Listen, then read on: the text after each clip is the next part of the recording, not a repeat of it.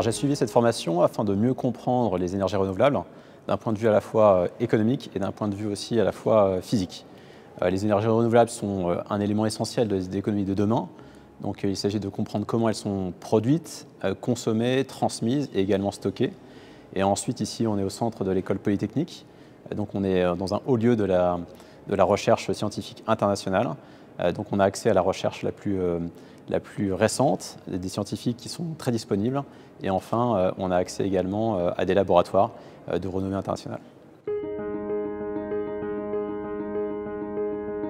Je dirais que cette formation est éclectique, pratique et digitale. Éclectique parce qu'elle touche à tout. On a à la fois un travail sur l'énergie solaire, l'énergie éolienne, mais aussi sur tout ce qui est le stockage d'énergie, l'hydrogène, les réseaux intelligents. Et on travaille évidemment d'un point de vue ingénierie et d'un point de vue financier. Ensuite, pratique, parce qu'on a accès à des laboratoires de renommée. On peut aller dans les laboratoires, travailler avec eux, avec les scientifiques. On a fait des expériences en direct, en live, avec ces gens-là. Et puis, on a également un côté très recherche appliquée qui nous aide énormément, notamment pour la rédaction du mémoire. Et enfin, digital, parce qu'on a accès à une plateforme digitale sur laquelle tous les supports sont déposés. Et donc, on peut évoluer à notre rythme, de manière continue et de manière très flexible.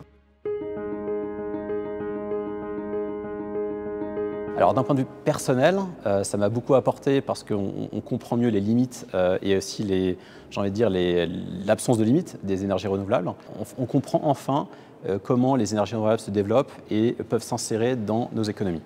Ensuite, d'un point de vue professionnel, j'ai été analyste financier dans une banque et j'ai évolué vers le poste de gérant de portefeuille dans une autre banque, notamment sur un fonds sur la transition énergétique. Donc typiquement, cette formation s'inscrit dans ce travail professionnel.